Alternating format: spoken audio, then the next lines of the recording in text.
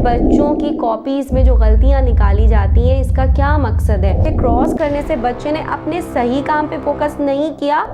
जब बच्चे के अंदर अल्लाह ने रखा ही नहीं ना 7 साल से पहले कि वो गलत सही की तमीज़ करे, तो बिल्कुल ही उसको डैमेज करने के बराबर है। जो आप कॉपीज़ में नो बनाते हैं, गलत बनाते हैं, ये गलत किसके लिए है? आप अपनी गलतियाँ निकाल रहे हैं।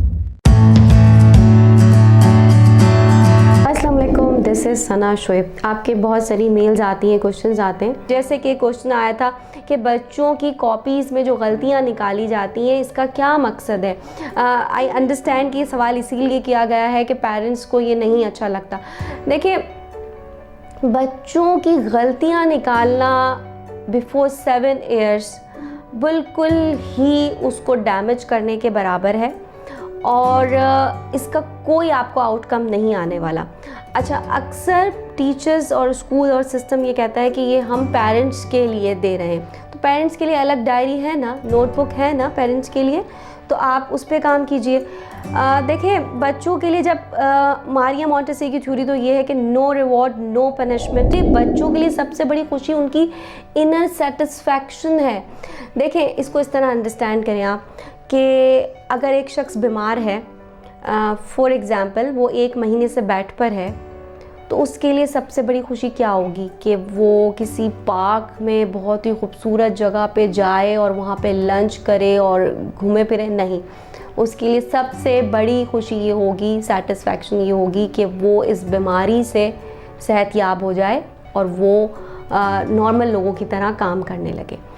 जो हमारा चाइल्ड है ना, जब वो बॉर्न होता है तो उसके पास बहुत सारी एबिलिटीज़ नहीं होती। जब उसको वो एबिलिटीज़ मिलना शुरू करती हैं, जैसे कि चलना, बोलना, खेलना, वो उसको एंजॉय करना चाहता है और उसका राइट है कि वो जो उसको अल्लाह ने नेमतें देना शुरू की हैं वो उसको एंजॉय करता है, वो उसका शुक्र, उसकी खुशी, उसकी एक्साइटमेंट ये बात बताती है कि वो उन नेमतों का शुक्र अदा कर रहा है। सो बच्चे के लिए असल सेटिस्फैक्शन, असल खुशी उसकी सेटिस्फैक्शन है, ना कि आपका क्रॉस और टिक और गुड और स्टार। ठीक है, जो आप कॉपीज़ में नो बनाते हैं, गलत बनाते हैं, ये गलत किसके लिए है? बच्चे के लिए? नो, बच्चे के लिए नहीं है, ये गलत आपके ही लिए। एक्चुअली जो काम बच्चा गलत कर रहा है वो बच्चे के लिए नहीं है, वो आपके लिए है कि यह काम आपको दोबारा कराना है।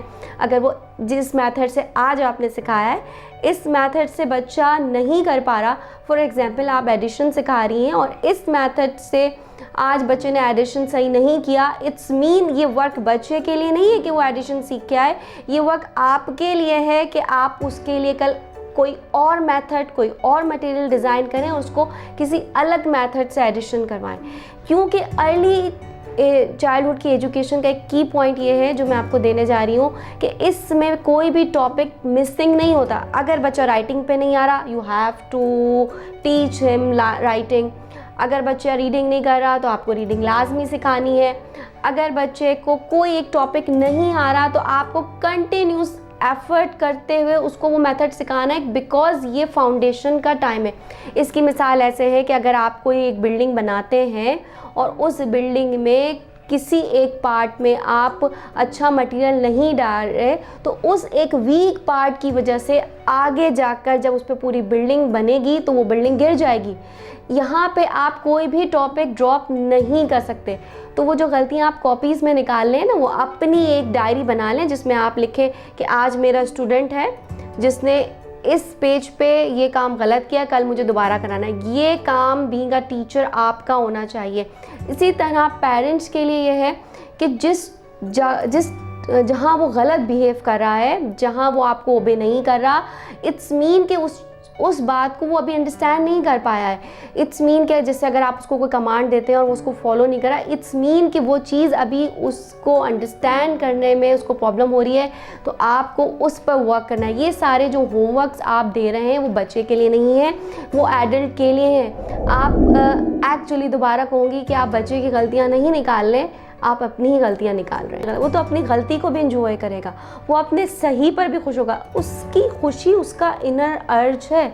जो चीज़ उसको खुशी दे रही है, सेटिस्फाई कर रही है, वो उसके लिए ठीक है। और जो चीज़ उसको, जो काम वो कर नहीं पा रहा, जो उससे हो नहीं रहा, वो उसके लिए फ्रस्ट्रेशन है। सो ये आपको पॉइंट अंडरस्टैंड करना है, बच्चे की साइकी को समझना है कि बच्चा क्या सोच रहा है। यही है, अल्लाह ने देखिए बिल्कुल सही निज़ाम रखा है बच्चे के लिए।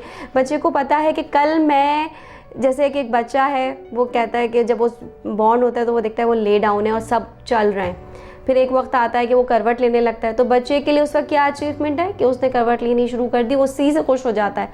फिर वो क्रॉल करता है तो क्रॉल उसके लिए एक अलग एक खुशी होती है ना, एक्साइटमेंट होती है। इसी तरह लर्निंग में भी है कि कल वो राइट नहीं कर पा रहा था, आज कर रहा है, ये उसकी अचीवमेंट है।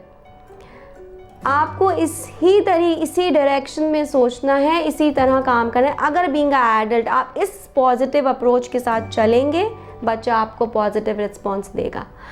अपना मुकाबला बच्चे के साथ करना छोड़ दें। आप 3 साल के नहीं है, बच्चा 3 साल का है, ठीक है ना, तो इस पर आपने काम करना है। आखिरी बात मैं आपसे कहना चाहूँगी कि हमारे सोसाइटी में हम कहते हैं ना, एक बहुत है कि नेगेटिव चीज़ें बहुत जल्दी ट्रिगर कर जाती हैं। एक्चुअली बचपन में यही वो सारी नेगेटिविटी है जिसके थ्रू बच्चा नेगेटिविटी को इम्पोर्टेंस देता है। जैसे कि बच्चा जब कोई गलती करता है तो सब अटेंशन देते हैं।